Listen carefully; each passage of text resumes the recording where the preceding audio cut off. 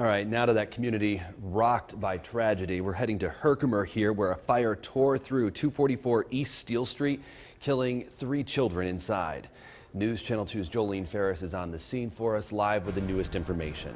Jolene. Such heartbreak here in Herkimer tonight, Don. A valiant rescue effort became a crushing recovery effort.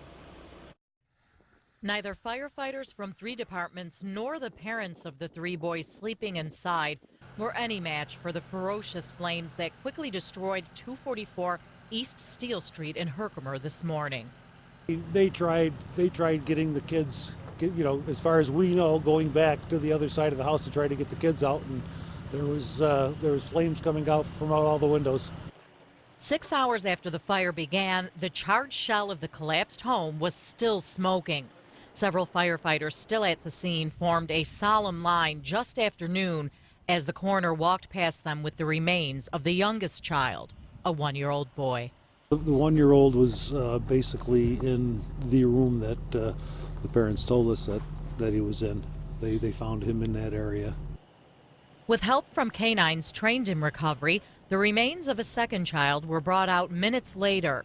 By 3 o'clock this afternoon, all 3 boys, ages 1, 6, and 7, had been recovered. It's one of those things that we'll probably hit later on when the quiet time comes. Early afternoon, heavy equipment began dismantling the home. Much too early to talk about a cause. Firefighters and investigators plan to be here as long as necessary. Until we're satisfied that we have everything completed, and when we feel that everything that we can possibly do will be done, and we'll be here until then. And indeed, local and state fire investigators are still here on the scene, including a large mobile fire and arson investigation unit. Officials have not yet released any names. They might later tonight. Back to you. Jolene Ferris live for us tonight in Herkimer, and we're continuing our team coverage on this story tonight. A GoFundMe page has been set up, the community coming together to help this family. This community rocked by what happened here today. News Channel 2's Brent Carney reporting now, talking to neighbors and witnesses.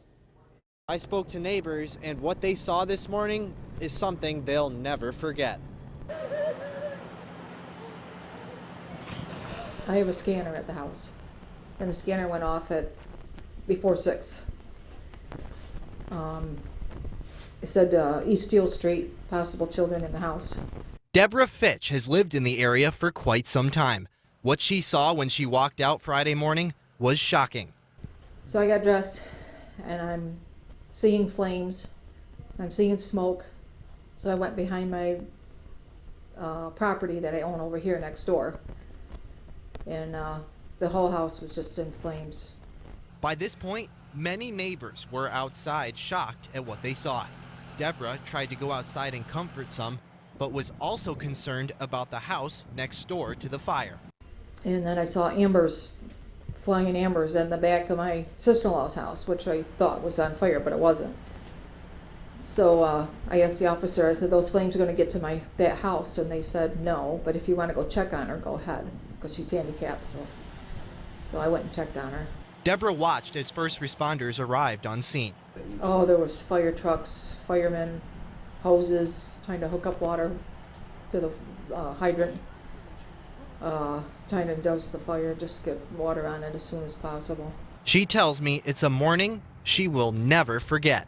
Oh, I won't forget, no. Knowing now that there was children in the house.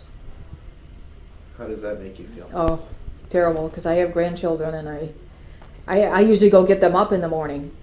And I didn't even get over there till 7 because I was trying to see if everybody was okay over here.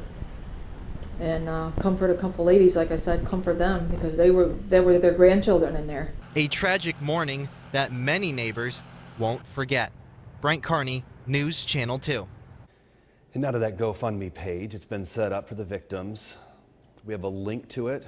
Also, this picture is on that GoFundMe page. You can see the 3 victims, the 3 kids. Continuing coverage now in the fight.